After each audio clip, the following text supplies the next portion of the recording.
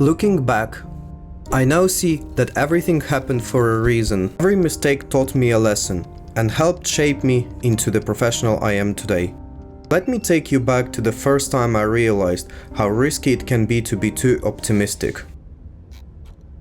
It was among my earliest projects. I had just embarked on my freelancing journey, brimming with confidence in my skills. The client requested a quotation. I looked at the scope, did some calculations in my head, and said, 3 weeks. I agreed to a fixed price.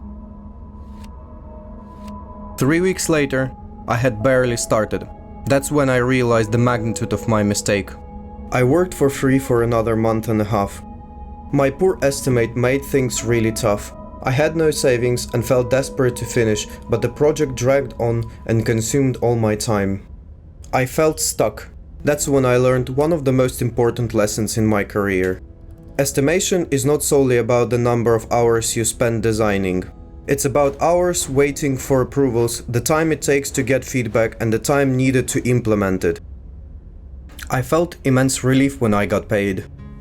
But my rates were constantly being undercut. For the longest time, I felt like I couldn't raise my rate. I had locked myself in a currency, too afraid to take action. I watched my skills improve, but my rate stayed the same as it was a year ago. Actually, it was even less than that, due to the drop in currency. It felt surreal that a year ago I was making more money than I was presently. I pulled myself together, asked for a raise, and got it. The issue was my silence, not the quality of my work. You need to speak up and fight for it. No one will come up to you and say, "Hey, you deserve a raise." It's not in the company's interest, especially if you're silent. Everything started improving. I delivered the work and met my deadlines. Then prepared an invoice and sent it over. A week went by. I was refreshing my bank account every day, but the invoice date had already passed. I wrote polite reminder messages, tried reaching out, but it was pointless. A month later, I realized that nothing was coming.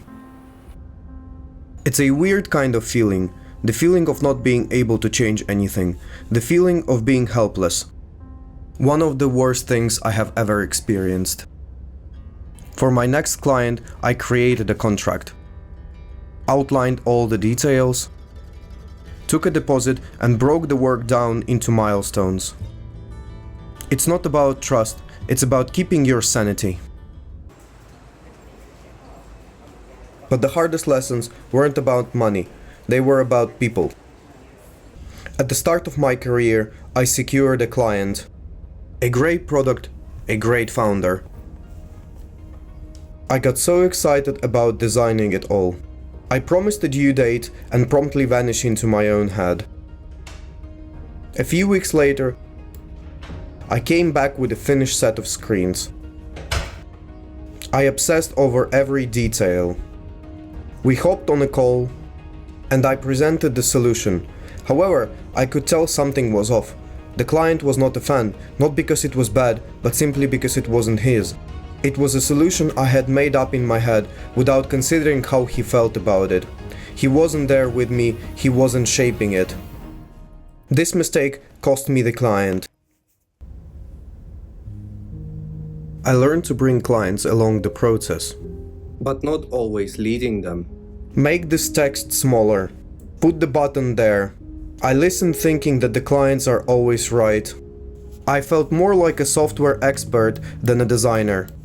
Then they asked me, "Why does it work?" And I had nothing to say but, "Well, it's your decision." The thing is that the client expects you to suggest and do what's better. They want to be involved, but also safe, knowing you'll stop them from making a mistake that will cost them time and money. Clear communication is key. Then came the "this doesn't feel right" projects, which were some of the hardest to finish. They had it all. Interesting briefs and good budgets.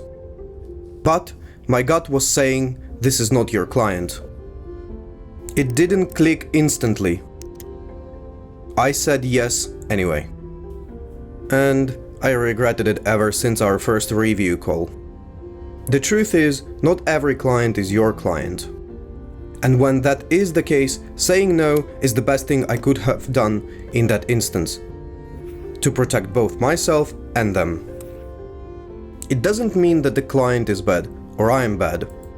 It's much more simple than that. We were just not a good fit for each other. Yet, I was not always protecting myself. I overstayed in manipulative collaborations, where projects were constantly blown out of the scope. Rates remained stagnant when they should have grown, and my mental health slowly faded into an abyss. I kept hoping that it would get better, but it never did. It only got worse.